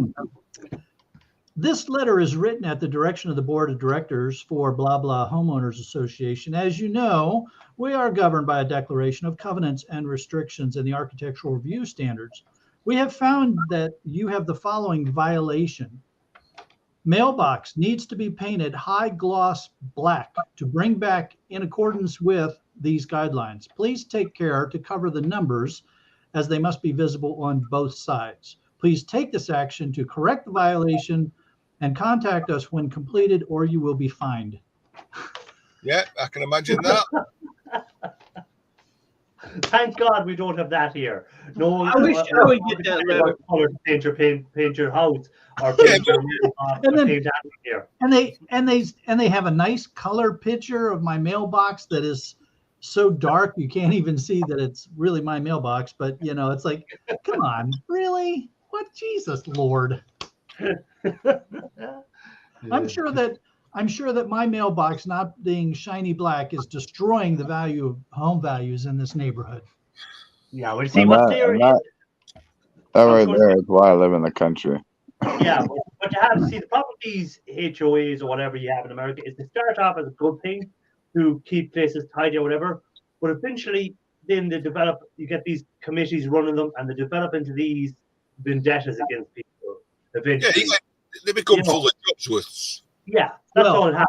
No, we've taken it one step further. There are now businesses that are running the HOA. So you have your elected board of directors, but they're not the ones doing this. It's a private company that is running the HOA now and collecting the fees. And so this is a for-profit company that is out there with inspectors finding things that are wrong with your property so that they can collect fines. Yeah, it's like your garden's not mowed, or that tree has a branch that is sticking out too far, or I watch the people who mow people's gardens for free, you know. And we've had stories over here in the U.S. of people who either for whatever reason they didn't fix something right away. They got fined. They didn't pay the fines. So it went to a collection agency. Then when they finally paid it all off, then they found out that they also owed another $30,000 in legal fees for all the lawyers that were involved from the HOA companies. There have been people who have been thrown out of their houses because of HOA over-aggressive enforcement policies. That's crazy. It's absolutely insane. Yeah. You know, I understand what HOAs are for, or sometimes is that if you have a bad person living who's drinking beer cans on the lawn and throwing the cans and being disruptive around everyone, I understand where they come into force. But when most people are keeping their houses tindered or whatever, the color of the mailbox isn't going to make a difference to anyone's value of their house.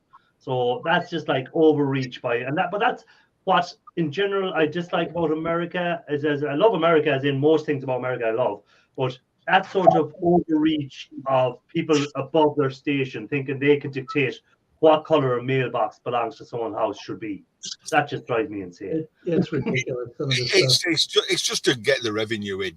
We've got the same with the health and safety visiting your factories. You know, they came visiting us. if they find nothing wrong, then that's it. If they find something wrong, then you pay for the entire time that they was on your site. The factory I worked at, we didn't enforce hearing aid, not hearing aid, ear protection. There was signs everywhere. Every machine had a sign on. There was a sign at the entrance. There was innumerable stations where you could get earplugs. But they said you weren't enforcing it. And that was it. It was like, come in, that's the only thing they found. And the bill came in at something like £600 because they was on site for about 6 hours. And it was like, wow, you know. Well, interesting. After that, we started to enforce it. And then one of the welders who had an hearing issue went somewhere, got solicitors saying you couldn't force him to wear earplugs because it exasperated his ear problem. So it's like, what does the boss do, you know?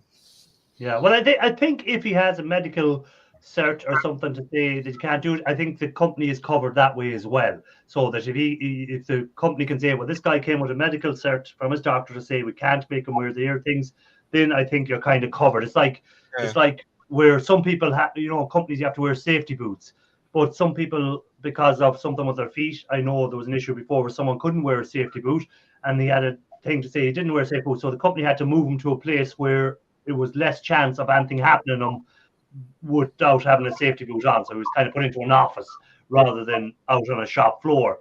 But so it covered him that if anything did fall, the chances were thing. And it also covered that if the guys come in and say, why hasn't he got his safety boots on? They'd say, well, he's in an office and he's got a cert to say that from the doctor to say that his feet he can't wear safety boots on his feet for medical reasons. You know. Yeah, I want to say a few people first that came in there because they're in on Shark's side. Because Shark is also streaming this live over on his channel. So Mike Dando came in there. And Watch Call came in. CC Scraps came in. And or Scott. Well, welcome in, guys. This is I can only highlight the chat them comments over here. Shark can't. Anyone that puts a comment over on Shark's side, I have to highlight it here for anyone to see. So, my hands are tied. He doesn't have the power. That's why it says Scrapping Irish, the boss. Good God, it must be in tiny writing. It is. I'm only a small boss. Yeah, when I was working in a manufacturing facility, we had to provide either the foamy earplugs, the rubber earplugs, or muffs to go over your ears. Show it again. Show it again, Mike. Show it again. Mike. Louder. Who's the real boss? Oh, you. There's the real boss. There's the real boss. And what trumps a boss? Lord.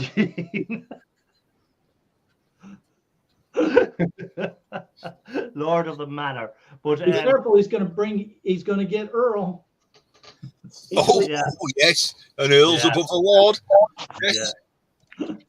So Shark, you were saying you have to wear the earplugs and the ear defenders on. No. We would make available to either the foamies, the rubber plug, or the muffs that go over your ear, so that because any of those can work for someone.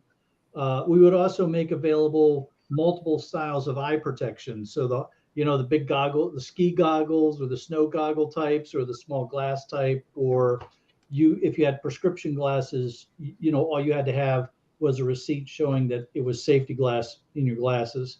So yeah, we had to deal with that kind of stuff a lot. And shoes were always one of the big ones that we would have, because you had to have closed-toed shoes. You would think that this would be easy. It didn't require steel-toed boots or safety shoes like that. You just had to have closed-toed shoes. And oh my God, the games that people would play rather than just wear a pair of shoes. So safety flip-flops were out then? Yes, those were out, but people would try. And yet, I've seen all these videos in a certain continent where they're pouring molten metal, making all sorts, and they're working. Yeah. No comment. I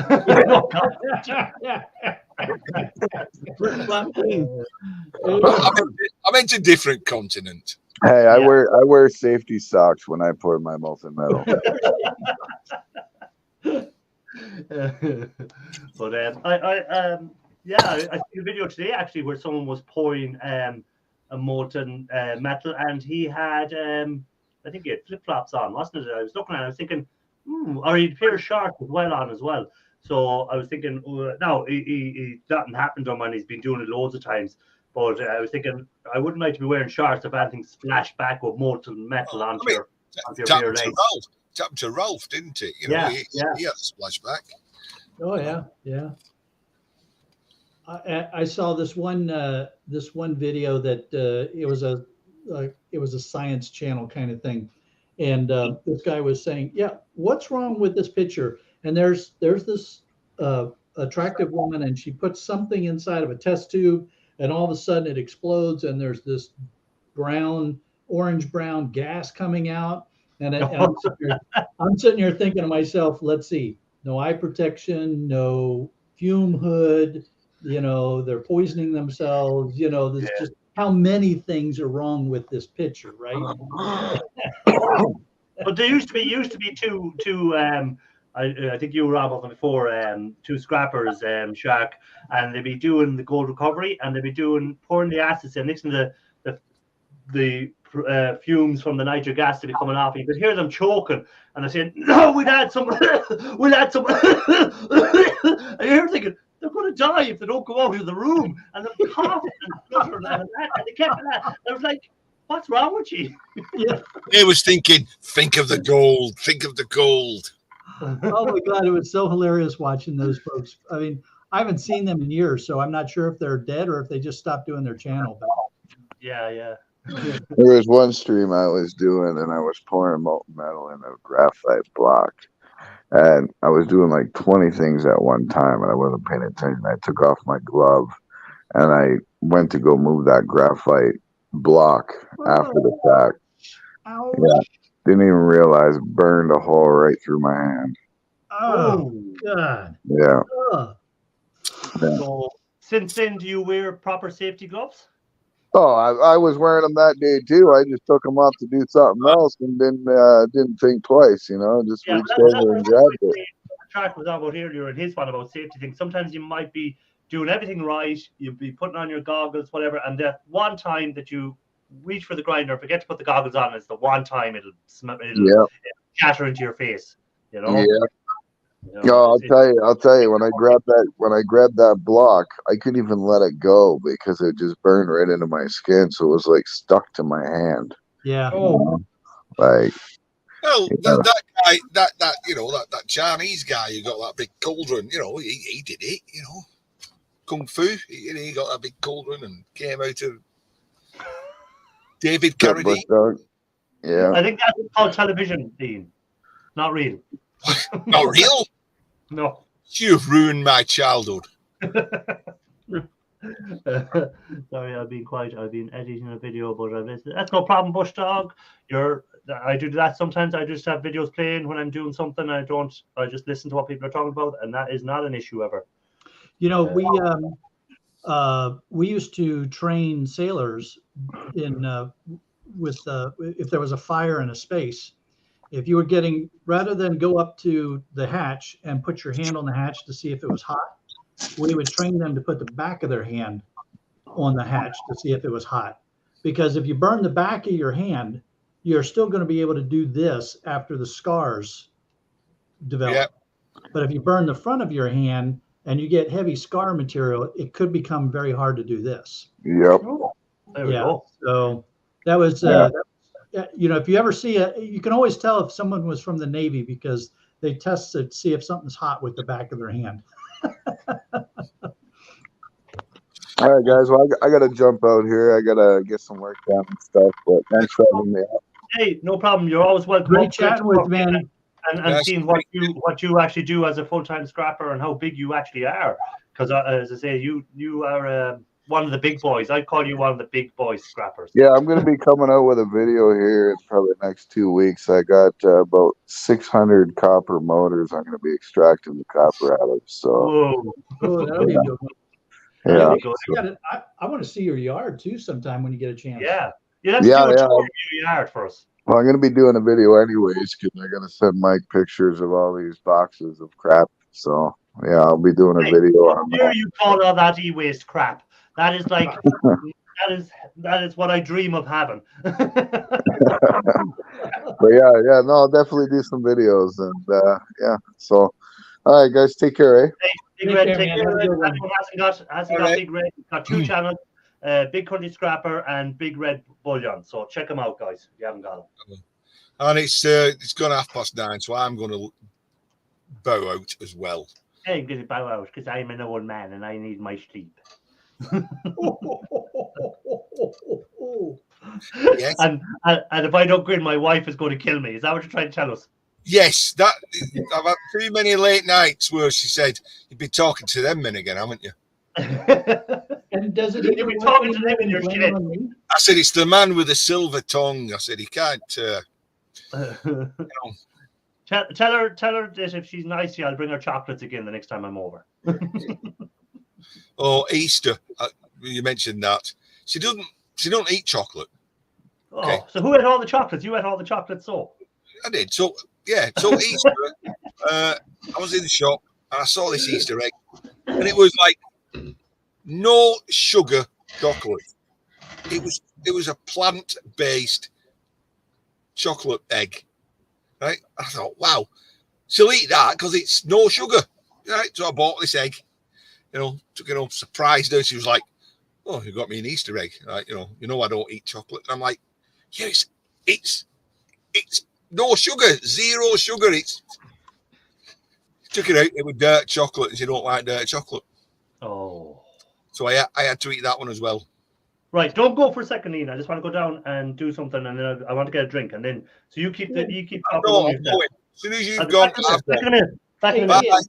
Ian, you know the chocolate is plant-based, right? Yeah, cocoa beans. Yeah. Yeah, and sugar is plant-based for the most part. Yes. It was a con. Well, it was the thought that counted, that I'd gone and looked out for something that was met her needs. Yeah. Hey, let me see if I got this picture still. I want to show you. This is something my wife made for Easter for some kids in the neighborhood. Yeah. So she made these. Oh, I think you showed me those last week. Yeah, I showed you once before. I couldn't remember. That's actually white chocolate with coloring. Right. And she did the kind of temperature stuff so that it gets nice and shiny. And then she made, this was really cool. She made like this crunchy peanut butter kind of filling that went inside of them. However interesting this is, you're just dragging this out, so I'm still here. No, I'm trying to. Yeah, well, I can see straight through you. Hey, have you ever seen an egg bleed? An egg bleed? Yeah. Legit question. No. I made breakfast this morning and I had a bleeding egg. Oh, that one partially fertilized. Well, I'll make it big so he can disappear. Give me a second. No, I'm just interested in why somebody can have 4 eggs for breakfast. I can have 4? Ian. No wonder it has me down. I probably eat 2.5 dozen eggs a week. Whoa, that's not a base. That's just foul. Eggs are healthy. Oh my God. Foul. Do your research. You'd be surprised how healthy eggs are. Everybody got that misconception that they're not, but they are. Well, yeah, I guess so. Yeah. Anyway, I'm off. Good night, gents. Thanks for being up as always. It's been a pleasure. Tell me before you go in, did you do a video tonight? Have we another video to look forward to, John? Or is there? I've got a short one, a real short one. It's only 20 minutes. So we had a day out, and we went to a curio shop. It's like antiques, second-hand stuff, and everything. So I filmed that. It's mainly for Cruiser Mac, but I did. Okay. So was that out tonight or is it out tomorrow? When is it out? Well, it's nearly cowboy time, innit? It depends, Last night's video, I fell asleep editing it. So you can understand why we would fall asleep watching them. yeah, I mean, what do you do? How long does a tale take to tell? Do you go for the series? 1, 2, 3 videos of the same thing. Or just like, I'll stuff it. I'll put the big one out. They can either watch it or they don't watch it. Look, some people will either watch it fully the first time, or they might watch half it and they'll watch the other half another time. It's just do what you want to do yourself, as far as I can see. That's the way to look at it. Yep. And if people watch it, they watch it. If they don't, they don't. You can't force someone to watch something. So just put it out. Well, I only watched his long, dragged out 38-minute video of it because Ella was on the thumbnail. I've sussed that out, put Ella on. Yeah. Put something else on the front. Yeah, reel them in. Reel them in. But yeah, listen, you only watched it to see if I'd put your sticker above Shark. And believe me, I searched here within the last 5 minutes of me having to go to the yard. I searched here for me box of stickers, and I couldn't find it. Otherwise, all right, I'll send you 20 more. 20 more. And Ian, I was watching it so I could see that you hadn't put it up there yet. And I'm looking. I'm like, where's my sticker? Appear anywhere. I'll be in the mail tomorrow. He's right. I'm reading what ES says. I'm just like that guy who don't want to leave the party in case he misses something. FOMO, fear of missing something. Yep. Yeah. You have to stick around in case of something. I'm not. It's 10 to 10. I turn into a frog at 10 o'clock. A toad. Or is that midnight? I do that. I do exactly what see Scrapping does sometimes. If I'm doing something, I'll put the video on, I'll give it a thumbs up, and I'll let it play fully in the background. And if I hear something that I need to comment on, I'll comment on it. If I don't hear anything I need to comment on, I'll just let it go. So, but I always hit the thumbs up in case because you know the way YouTube will go on to another video afterwards, another one, and then you forgot to put the thumbs up. That's why I always. Of course, I'm going to say a big thanks to everybody. I said it last week, but Gary's touching film that was good. I did get a comment saying, that's just full of me too. And I thought about that, and I thought, well, the old Anvil Yard give me a lot of content. So it's not really, it's more of a moral responsibility to say, look, they give me a lot of content, I share out. It's not me too to share this out. I don't get what they meant by that comment. I don't understand what you mean. Me too, the me too feeling. Oh, look what I've done. I'm really good. Look at me. I am. I see. And I was a bit, no, I weren't doing it for that. I was doing it because the guy asked and was stuck. And he said, running the 47 miles is going to be hard, but raising the money is even harder. He said, and he's plateaued. He couldn't raise any more money. And he asked for help, as you saw on the comment. Yeah. So I thought, well, it's nothing for me to share that. Did somebody accuse you of this Me Too thing? Me Too virtuing, yes. Really? Yes. Well, they just don't know you well enough. No, so I thought, well, no, I'm not doing it for me. Oh, look at me. Look what I've done. I thought, it's what you lot have done. Well, that's the way I took it. That it's everyone that in the community that all the scrappers came together and give something and raise the money. That's the way I looked at it. That it just shows how good of a community we have of a group of people. That if there's something out there and we think it's a good enough cause or it's a good enough reason, we'll all come together and support it. Or support the person who wants us to do it. So that's the way I take it. But again, you're always going to have people out there who will just want to have a bite or have a go or You know, because their life, let's just face it, there's something going on in their life that isn't making them happy. Yeah, So the only thing it can't that be gets caught. them happy sometimes is to have a go at someone else. So that's right. I guess if every week I put out a video, give money to this charity, give money to this cause, give money to that cause, it could become. Yeah, You know, but that's but you don't do it every week. It's not like you're every week saying, "Oh, we need to do this fundraiser, we need to do that fundraiser." It was just one that, because you go to the Anvil Yard, you know the people personally, it kind of maybe was more personal to do it. You know, that's because you know the people, you know who they are, and that's the reason you've done it. I don't see why people have to be negative about that. Well, you can't please all the people all the time, can you? No. That's Anyway. That's why we should be more like Mike and just not give a crap about anybody. Except for Ralph. He loves Ralph. I love Ralph. He does love. Oh, Ralph. look, that does he love Ralph. He sent him everything, a pillar to put his head against. When he's crying at night, he cries into E-Waste my pillow. I gotta send him a shirt. Hey, Ian, if you go in the house with whiskey on your breath, you know that you're going to be in trouble for drinking with your friends. I'm in trouble anyway. They hang you for a sheep as well as a lamb, you know. Oh, cut Ralph mouth. Oh, Ralph. Oh, I love you too, Mike. Oh. That's for you, Ralph. You did, buddy. I'm just so comfortable in your. Hey, even though he was Mike is saying he won't be doing as much YouTube now, I know well he'd be sending videos to Ralph still, giving him little videos every day of how his day is going, making him feel good, you know. Well, at least a weekly dick pic. Really? Oh, I've got a picture of me gardening I can send you. No. If that time of year again now, you'll be soon out planting the flowers again. I need to get a tan this time. Don't go out yet this weekend. It's still promised. Is it tonight or tomorrow night? There's still a frost promise. Be careful. You might freeze something. I'm off. Good night, gents. See you around. Take it easy. Bye-bye. Cruiser Mac, you're well mentioned in my next video. Just to let you know. Make sure. Yeah, get my stickers put up somewhere. Yep.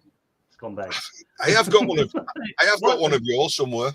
Yeah. Hey, Ian, when you're out gardening, don't pull the wrong bulb. Bye. Bye. Where's Mike left too. He's not. He's down the basement messing around. I said, where's the two? Why did there's only two of us now? I didn't know if you noticed. Oh, I told you, Mike. We don't want you to leave YouTube. We want you to stay. How could we miss you leaving, Mike? Come on. Yeah. No, the thing I like about Mike is it doesn't change whether he's doing YouTube videos or you're talking to him off screen or whatever. He's the same person. He's not putting on an act. Call me on the phone. You'll really get a dose. Right, Shark?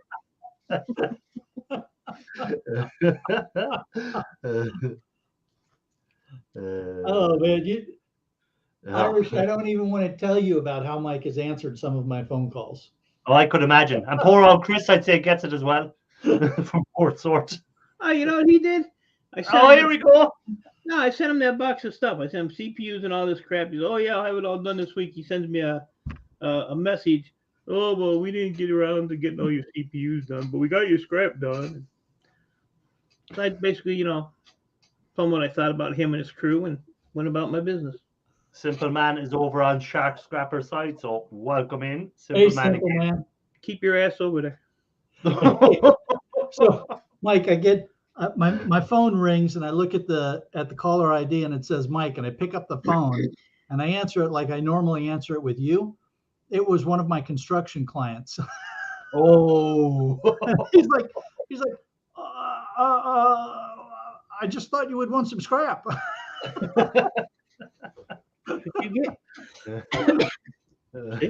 You better put a different name on there. When we rings, what the hell do you want? I told you not to ring me today. Yeah, I'm gonna have to change Mike's caller ID. Yeah, you have to have like Grumpy Mike and Happy Mike, something like that, No, I'm just going to change Mike's on the caller ID. I'm just going to change Mike's first name to A-hole. You wouldn't be the first one that has it on their phone. My neighbor, my granddaughter, when she was little, she took my hair and put it all in pigtails, and my beard was all. So they took a picture, and that's his. When I call him, that picture pops up on his phone. So I'm all in pigtails and your beard all braided. Yep. You gotta love it. You gotta love it. So it is. But yeah, it'll be a big change for you now, Mike, to be doing the I was going to say 9 to 5, to be doing the 5 to 5.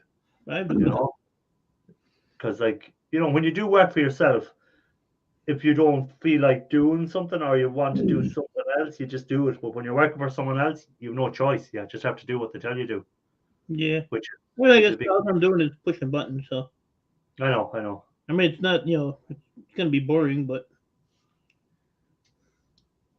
you got to do what you got to do. Hey, got to do what you have to do to pay the bills. They don't pay themselves. Nope, they sure don't. They sure don't. They don't pay themselves.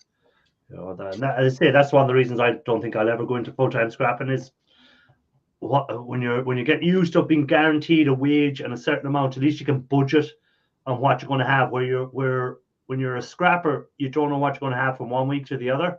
So you might have a really good couple of weeks, and then you might have really, really bad weeks. Yeah. And that's the downside of working as a scrapper. You don't know. And again, it's very seasonal. Sometimes the year is really good, and other times it'd be very bad when you're a scrapper, I presume, depending on where you are, like if in the world as well. Well, and the other thing is that we don't have any control over the price of our commodities. Yeah. Those are being driven by much larger forces than us. We're just going along with the ride there. Yeah. Yeah, it has slowed down a lot for me here. I mean, it's just like, every month I was getting, scrapyards calling me, and like my scrapyard was there Friday, so I took in that bunch of stuff, and he had like a half a pound of electronics sitting there. He's like, nothing's been coming in, and the other yard has like two boxes, but I have to drive 20 miles, one way to get them. So I usually wait till they have 3 or 4, and then I go get it, because then it's worth the trip to go. So, and then my computer stores are low. One guy called me yesterday. He's like, I got about 40 monitors and about 30 all-in-ones. If you want them, you can have them for free. If you come up and give them today. I was like, nope, not coming up again. Throw them in your dumpster. I don't want them. Well, today I got a video sent to me by Pop Scrap, and he's collecting up array. He just said to me, do you want all these DVD players and stuff like that? So again, sometimes like that, I was thinking to myself, I'm running out of stuff to take apart now at the moment. And next thing, then Pop Scrap is saying he'd have a bin load of DVD players and electronics like that for me. So again, that's something that just helped me out again when things were getting a bit quieter for me on the hobby side. But if it gets quiet for me on the hobby side, it doesn't matter. I can just wait until it picks up again. But I went down and looked in my basement yesterday, and if I had to put a value on all that stuff, even if I broke it down, it's only probably $500 worth of stuff down there. Because it's like DVD players and VHSs, and there's some decent stuff down there, but it's just time consuming, and it's not worth the time to sit there and take it apart. Yeah, not for you as a full-time scrapper, it wouldn't have been worth your while. But for me as a hobbyist, if I'm watching a YouTube video and I'm taking apart DVD players at the same time, it doesn't. It means it's just my downtime. I'm doing something in it. Even all that electrical stuff I have, to take it apart and get the copper, it's still time consuming. And copper, number 2 copper here is $2.99. My yard gave me like $3.05, I think, the other day. Gave me a little boost because I took in over 100 pounds of it. But it's just it has slowed down a lot. A lot. Yeah, when I went into the yard this last week normally I'm getting at least 500-600 pounds, sometimes over 1,000 pounds, and this last time I went in, I think they only had maybe 10 computers for me. Yeah. It's like, yeah, but then that could come into time of year too. Like I'd say when schools break up and stuff for summer, it's when you might see more computers coming on thing, because people will be clearing out from schools, clearing out old computers and maybe replacing them with new computers. And you might have, when you go back, kids going back to school again, they'll be getting rid of their old laptops and maybe buying new laptops. So that comes into the time of year as well for electronic scrap, I think. I find that during the summer, you'll see more computer stuff coming available because people are getting rid of their old computers and maybe upgrading them, getting ready for the next year in school or whatever. And they need to upgrade the computer to a better standard or stuff like that. And again, at Christmas is always a good time for electronic waste because people are getting rid of the old electronics and maybe buying new electronics they got as presents or whatever. So electronic is kind of more seasonal than general scrap, I find, anyhow. I think I'm going to do like Irish did with his RAM. I'm just going to overpay for copper wire and just, strip it and sell it and lose money. But hey. Hey, when you're doing it as a hobby, you can afford it because you have your wage coming in. I'll tell you what, I bought 500-foot spools of what was it, 10 gauge wire for $15. And the guy brought it to my house. Oh, that's good. Yeah. He lived like 4 blocks away. I got it off a marketplace. I look on there all the time. Yeah, so that's a good deal actually. Yeah. I had sitting under the bench. I had this guy that I was negotiating with. He had a 10 by 10 storage bin full of wire, mixed gauges, different sizes, but good wire. And it was coming up on its expiration date, and he hadn't been able to sell it to electricians. So he started panicking. I got to get rid of it. I got to get rid of it. And so I said, all right, well, here's what it's worth to me. And he's like, oh, no, that's not nearly enough. It's worth this much. And I'm like, well, not to me, it isn't. Right. Yeah, it's only worth what someone's willing to pay for it at the end of the day. Yeah. I have a guy who has 1,000 servers. The only thing out of him is the hard drive, but he wants $15 a piece for them. I said that's too much. Yeah, that's not gonna work. I mean, I pay if they have everything in them, I pay $10. If they don't have the hard drives in them, I pay $5. I don't care about hard drives. Hard drives are just a pain in the ass to me. Hey, so I just had a PlayStation commercial come on. You know how you fix that, Shark? You close out your YouTube side. Like I did. Then you don't have to watch it. I'm giving Irish feedback on the. Yeah, he sent me no information, so I know for again. Yeah, I'm giving him information how to get rid of that. And anyhow, I'm about to finish up. Only a minute to go, so I'm going to ask you guys what you're up to for the week. So I know what I'm going to get when I come to Mike. But anyhow, Shark, what's the plan for the week? So we're going to have our. I'm pretty sure we'll have a video out Monday, Wednesday, Friday, and then the Patreon patrons will get their video Wednesday. We'll see what comes up during the week is going to drive what kind of videos we get put out. And then we'll do the live stream again Sunday, 2 p.m. Perfect. And hopefully the camera will work then. Yeah, well, all you need to do is make sure you charge your battery beforehand. Yeah, so that was an interesting lesson learned because I didn't realize that it wasn't charging when it was plugged into the computer. I was going to say, maybe if you take your battery out, would it run then off USB without a battery and run off USB charge? I don't know. That's something you have to test out and see. Maybe if you have no battery in, then it'll use USB power to run itself or whatever. But it mightn't be enough power in the USB anyhow to run it. I don't know, but here's what's really interesting. So I started doing this, I started with that new camera 2 months ago. Yeah. And so it ran, each of these live streams for 2 months on one battery charge. So that's a pretty daggone good battery. Yeah, that's a good battery in there. Yeah. So Mike, now that you're starting your new job, will you be doing anything on YouTube this week, or will it be just you'll be more likely not on YouTube this week? You're not going to see me on YouTube for a while.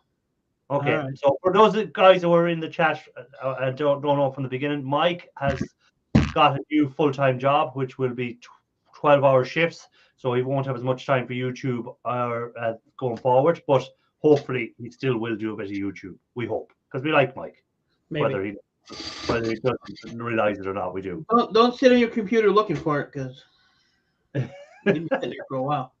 Hey, so Mike, if I send you pictures of the sunny sky or the clouds or something like that, are you going to get them? Are you going to have your phone on you at the workstation? Yeah, because it'll be dark most of the time I'm working anyways. Oh, okay. No, just in the morning. Yeah, you can send them. We got nice weather all week, so. Oh my God! See what Superman wrote? Thank God. Oh, No, he did make a laugh afterwards. As it's he's only It joking. don't matter. Superman's blocking my channel anyway. He can't even see my shit if he wanted to. It don't matter. Good luck, Mike. Don't kill anyone. So yeah, good luck in your new job, Mike. Yeah, I'll probably just kill myself. Well, and as I say, you're always welcome up here on this chat anytime you want, and I hope you Yeah, will. I'll still be around. It's just Yeah. videos and stuff. It's just gonna be a pain in the ass. And you know the bad part is I have to, because I still have those rooftops to do for my neighbors. I can't. Yeah, so that's gonna have to be a on a Friday thing too. That's the only day I have off is Friday and Saturday, because like my Monday would be Sunday. So I'd work Sunday, Monday, Tuesday, Wednesday, Thursday. Oh, you work Sundays as well? Well, the Sunday is considered Monday, because like I'll go in at like 5 a.m. Monday. Oh yes, I know what you mean now. Yeah. It's just the way they do it. Yeah. So yeah, Friday and Saturday, the only days really. So I figured I'll work there until that big red country Canadian piece of crap gets his shit together and gets my stuff down here, and then I can quit. Yeah, and then you have rakes of stuff to keep you busy again in the e-waste world. For a while. But again, if you keep collecting stuff up while you're still working and just build it up, and if you're somewhere to store it, then in 6 or 7 months' time, you'd have a big. That's the problem. I'm not gonna have anywhere to store it because the house next door is she can't do nothing until the middle of July. July 21st around there. So that's another 2 months yet, 3 months almost. No, April, May, June. Yeah, 3 months. So you might have to buy a trailer and park it in her yard and stay there. I'm trying to get shit out of her yard. Anyhow, but I should be finished up 3 minutes ago. So hopefully I'll have a video of Thursday, guys, and you might all do me a favor. I'm going to put Pop Scrap's link in there. He's still looking for more hours on his watch time. So if you guys could go over and just watch one video and leave a comment on it for him, and just say Scrapping Irish sent you over to give some watch time, and just try and get his watch time up. I say no one's going to make big money out of YouTube in the scrap world, I don't think, from watch hours, but it's just a nice achievement to get monetized when you're into the YouTube video and stuff. So I put his link in there. You can go over and watch a video and leave a comment, and it'd be much appreciated. As always, thanks to everyone that was up, everyone that was chatting in the panel, everyone that was over on Shark Scraper's side of it as well. Really appreciate you coming in and contributing. And till next Sunday, keep safe. And who wants to give the Ralph Morrick part? I got one better. Here's what I got to say to everybody. Bye, bitches. Scrap you all later. Bye-bye.